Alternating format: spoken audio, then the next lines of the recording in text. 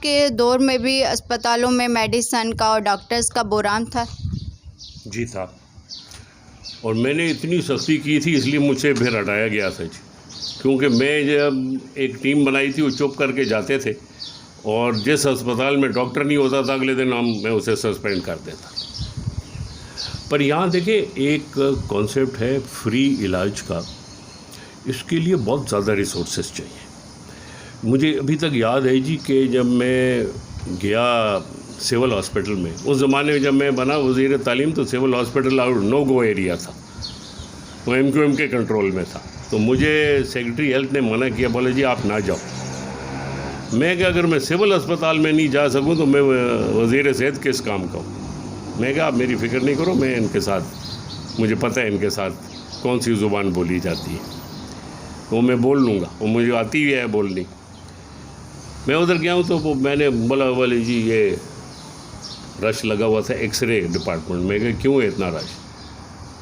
कि जी वो एक मशीन ख़राब है। तो मैंने उनको बुलाया, जी क्यों? उसने कहा कि जी बात ये है कि ये हमारा रिकॉर्ड देखें और आप थोड़ी देर देखें कि इधर एक्सरे में 15 से 1700 एक्सरे एक दिन में एक मशीन पे होता है। तो ये मशीन इतना लोड ले नहीं सकती, ख़राब हो जाती है। ना करें तो लोग शोर करते आना पड़ता। तो जब सोहराब बोर्ड पे फायरिंग हुई, हमले हुए और बहुत कुछ हुआ जी। लोगों को लकड़ी के टालों में ज़िंदा लोगों को आग लगा के तो उसके अंदर धकेल देते थे। तो उस वक्त फिर आहिस्ता आहिस्ता इस चीज़ में आए तो बस फिर आज तक उसी में है, सियासत में। अच्छा सर, हमें ये बताइएगा कि GDA बनाने का क्या मकसद है? GDA बनाने का मकसद ये था जी कि सिंध के लोगों को ऑल्टरनेट दिया जाए कि पीपल्स पार्टी के अलावा भी रास्ता है। और मैं समझता हूँ जी कि अगर ये ज़रा ठीक किस्म का इलेक्शन होता तो हम लोग बहुत सीटें जीतते। अब ये जैसा भी इलेक्शन था सही तो नहीं था, तो अब इससे ज़्यादा मुझे क्या बोलूँ इस इलेक्शन के बारे में, बहुत तबसरे हो चुके। तो मैं समझता हूँ जी हमें हारे नहीं, हमें हरवाया गया। वो पीपल्स पार्टी को हुकूमत देनी थी तो उनको मिली। जैसे आजकल यूसुफ रज़ा गिलानी को बनना था तो वो बन गया। उसके बाद जो फिर आगे देखे क्या होता है।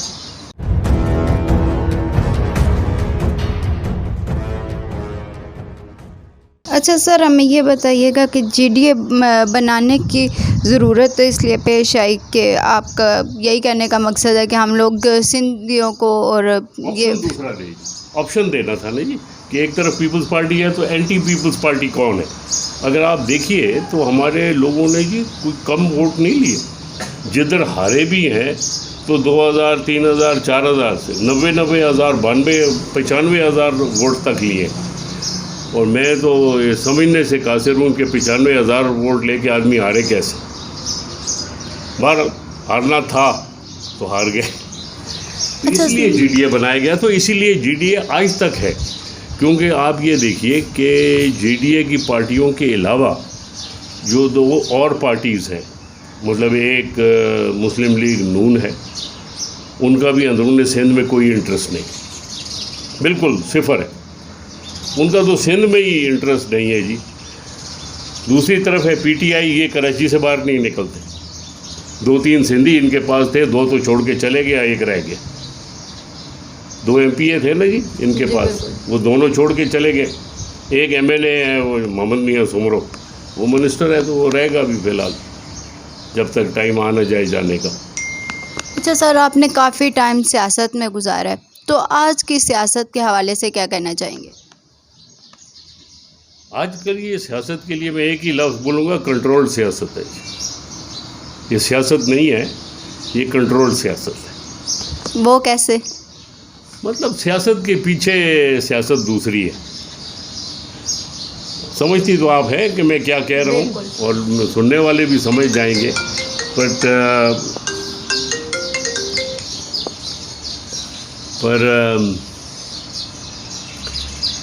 सियासत मुल्क की ख़राब हो गई है, और ख़राब इसलिए हो गई है कि सियासी अमल के अंदर अमल दखल बहुत ज़्यादा। और इसीलिए अजीबो गरीब लोग सियासत में सामने आ गए हैं। बड़े बड़े ओहदे हैं उनके पास, नाक नहीं पहुँचना आता उनको, और बड़ी बड़ी मिनिस्ट्रियाँ लेके बैठे हुए हैं, बड़ी बड़ी मिनिस्ट्रियाँ लेके बैठे हुए हैं वो लोग जिनको ABC नहीं आती। बड़े बड़े सूबों के इंचार्ज हैं जिनको ABC नहीं आती। ये इसलिए मैं कहता हूँ पाकिस्तान की सियासत ख़राब हो गई है। सियासत शुरू होती थी कि जी मैं जैसे 88 में पहली दफ़ा जीता जी, तो मुझे पहली मिनिस्ट्री मिली पॉपुलेशन वेलफेयर की, छोटी मिनिस्ट्री। तो उधर से आस्ता आस्ता आदमी सीखते सीखते फिर उसके बाद ट्रांसपोर्ट साथ मिली, 2 मिनिस्ट्रियाँ हो गई।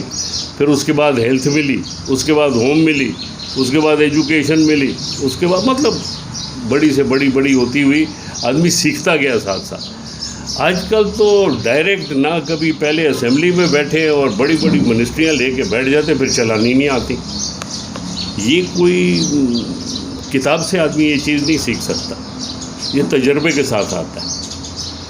और जब तजर्बा ही ना हो, आदमी पैराशूट से उतरे, तो फिर यही मुल्क का हाल होता है जो आज हम देख रहे हैं कि जहाँ दूध 130 रुपये किलो है और चीनी 110 रुपये किलो है। अब आप देखिएगा कि बड़े मज़े से रोज़ ऐलान आता है कि जी गंदम की कीमत बढ़ा दी है, तो भाई गंदम की कीमत बढ़ेगी तो आटे की नहीं बढ़ेगी? कहाँ से महंगाई कंट्रोल होगी, आप मुझे बताइए। तो ये तजर्बेकार लोग हैं, एक्सपेरिमेंट्स कर रहे थे। एक्सपेरिमेंट करते करते आधा तो चला गया, आधा रह गया। अल्लाह खैर करे।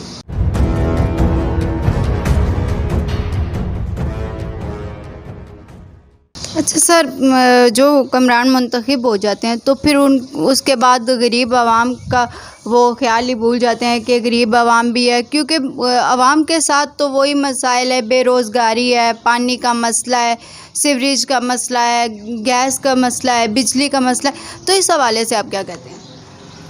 आप बिल्कुल सही कह रही हैं। आप अभी ये हुकूमत देख लें, नहीं, हालांकि हम हुकूमत के साथ है, हमारे पास एक मिनिस्ट्री भी है GDA के पास, डॉक्टर फहमीदा मिर्ज़ा साहिबा मिनिस्टर भी हैं। पर अब आप मुझे बताइए ना कि ये हुकूमत जो है, इमरान खान साहब जब आए थे तो क्या कहते थे और आप कर क्या रहे? कहते अब भी अच्छा है और करते उसका बरक्स है। आपको याद है कंटेनर पे खड़े होकर इन्होंने बिजली के बिल जलाए थे कि जी अगर बिजली का रेट बढ़ेगा तो मतलब हुक्मरान करप्ट है। बिल्कुल। और अगर पेट्रोल का रेट बढ़ेगा तो हुक्मरान करप्ट है, अगर डॉलर महंगा होगा तो हुक्मरान करप्ट है। ये सब कुछ कहा सर ना, तो फिर क्या मतलब इसका मैं निकालूं कि आज हर चीज़ महंगी है, तो इसका क्या मतलब है? तो ये जी फिर बात वही आती है, इमरान खान वेल मीनिंग है, पर जब तजर्बा नहीं है तो फिर कैसे इस मुल्क में, ये मुल्क चलाना कोई आसान काम है जी? तजर्बा आदमी को 9 आदमी से घर नहीं चलता, तो ये कहाँ से चलाएंगे मुल्क? ये पता नहीं 24 करोड़ 25 करोड़ 26 करोड़ कितने का मुल्क है, ये भी नहीं हमें सही पता, क्योंकि वो जो है सेंसस जो हुआ है उसको लोग मानने के लिए तैयार नहीं है। मैं खुद मानने के लिए तैयार नहीं हूँ जी कि ये क्या कराची शहर जो है ये 2 करोड़ से कम का है। ये कराची शहर में कल 3 करोड़ तक पहुँचा हुआ है। तो इसलिए अब इस मुल्क को चलाना कोई आसान काम है? रोज़ दिन कह देते हैं कि जी ये करेंगे वो करेंगे, महंगाई को रोकने लगे। आप बिजली का आस्ते से कह दिया कि जी 5.5 रुपये इस साल में और बढ़ना है रेट, तो बिजली महंगी होगी, हर चीज़ महंगी होगी। अभी सेनेट की इलेक्शन गुजर गई, अब आप देखना पेट्रोल का क्या हाल होता है।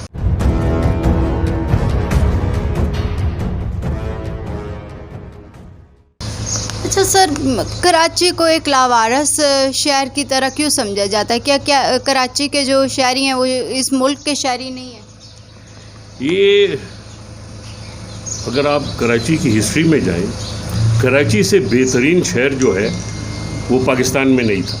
मैं जब यहाँ पढ़ने आया हूँ जी 1969 में, तो मैं पिंडी से आया था, तो हम लोग हैरान होते थे कराची को देख के कि यहाँ देखो स्ट्रीट लाइट जलती है और यहाँ सड़कें जो हैं वो सुबह धुलती हैं, और वही कराची का शहर जो है वो आज कचरा कुंडी बन गया। वो कचरा कुंडी बनाने में इसमें सारा हाथ जो है जी वो मुत्तहिदा कौमी मूवमेंट का है। इन्होंने इस शहर को यरगमाल बनाया, यहाँ के इदारे तबाह कर दिए।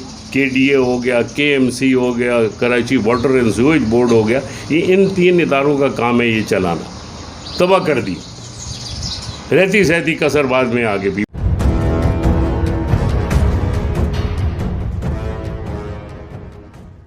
सख्ती भी की थी, वो भर्ती नहीं किया कि जो ड्यूटी पे नहीं आते उनको मजबूर कर रहे थे कि ड्यूटी पे आओ। यहाँ पे सिंध में तो ये रिवाज है ना कि बस जी टीचर भर्ती हो जाओ, उसके बाद पढ़ाना नहीं है।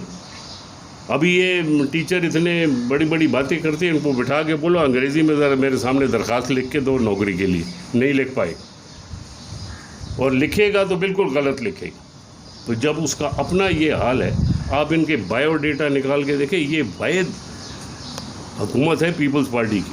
हमसे पहले जब पीपल्स पार्टी की गवर्नमेंट थी, वो जो एजुकेशन मिनिस्टर था नॉन मैट्रिक था, नॉन मैट्रिक सिंध का एजुकेशन मिनिस्टर था पीपल्स पार्टी के दौर में। ये इनका हाल है। अभी जो एजुकेशन मिनिस्टर साहब उसको बोलो अच्छा आओ इधर अंग्रेज़ी में तकरीर तो करो, तो पता लग जाए कितने पानी में।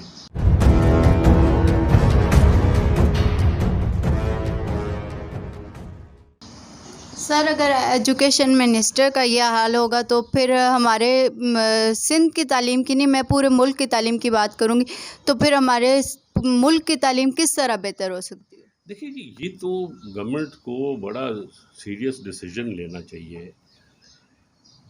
और तालीम जो है ये 18वीं तरमीम के अंदर इन्होंने बिल्कुल ही सूबों को दे दी। अब आप ये देखिए कि पाकिस्तान की MBBS की डिग्री एक ज़माने में पूरे पाकिस्तान दुनिया में एक्नॉलेज होती थी। आज वो आपसे टेस्ट लेते हैं अगर आपकी नौकरी, और टेस्ट में लोग फेल होते हैं। इधर तालीम का ये हाल है कि अभी पंजाब में उस दिन अखबार में आया था कि 1100 वकला जो जुडिशल जजों के लिए उन्होंने टेस्ट दिया, 3 पास हुए 1100 में से, और ये वकील हैं। तो ये वकालत क्या करेंगे कि जो अपना टेस्ट नहीं पास कर सकते? तो ये वही वकील हैं कि जो घुस के कोर्टों में लोगों को मारते हैं और पीटते हैं।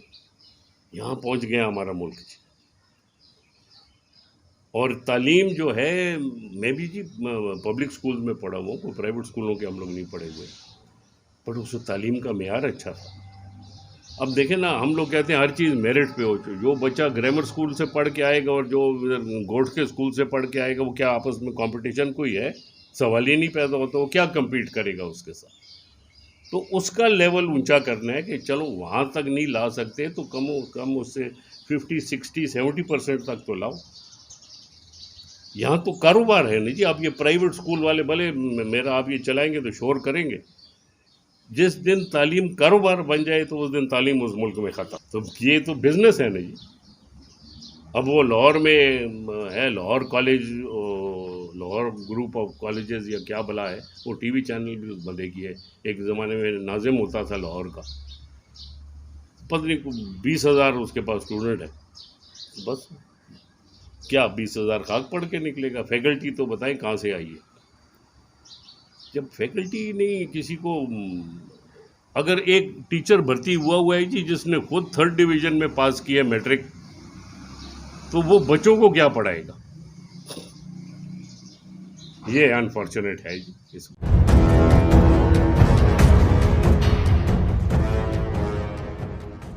आपके दौर में भी अस्पतालों में मेडिसिन का और डॉक्टर्स का बुहरान था?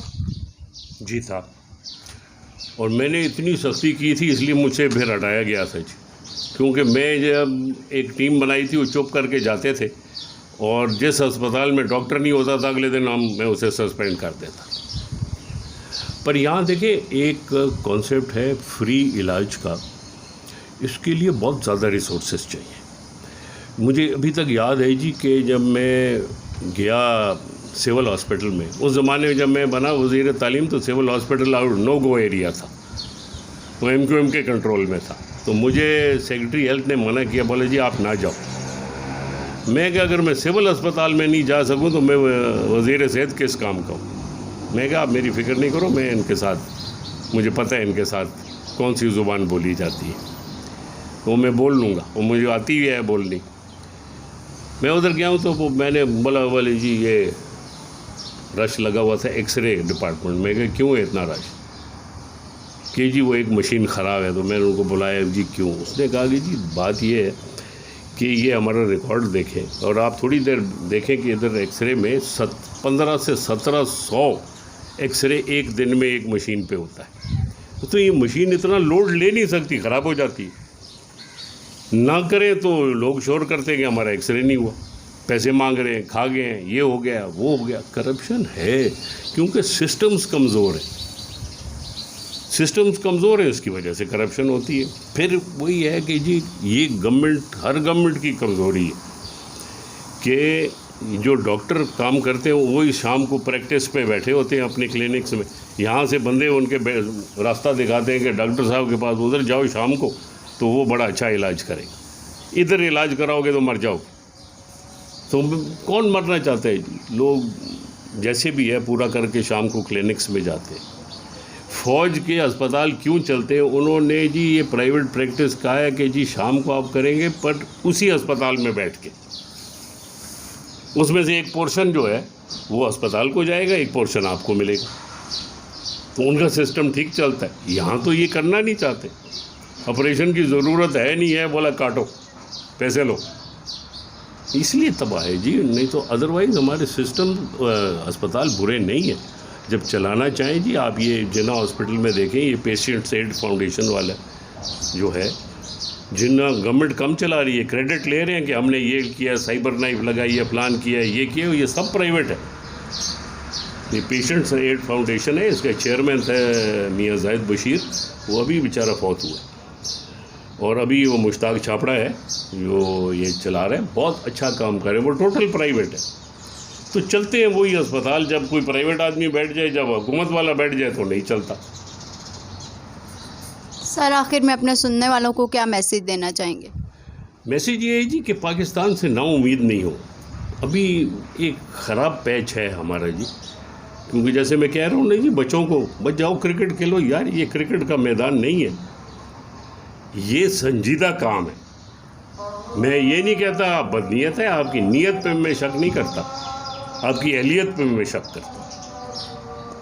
नहीं करता, बल्कि मुझे यकीन है कि आपके बस की बात नहीं है और आपकी टीम की बस की बात नहीं।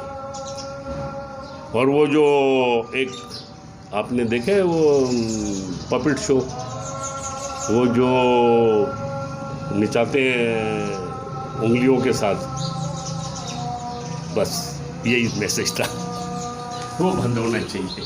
जैसा कि आपने सुना कि इरफानुल्लाह मरवत साहब का कहना था कि ये हुकूमत जो है, सियासत करना जो है, यह मुल्क को चलाना बच्चों का काम नहीं है। इसको चलाने के लिए एक जो है पॉलिटिकल बंदे की ज़रूरत है जो सियासत को समझ सके और इस मुल्क का निज़ाम चला सके। कैमरामैन अमजद के साथ एस बतूल, हमराज न्यूज़, कराची।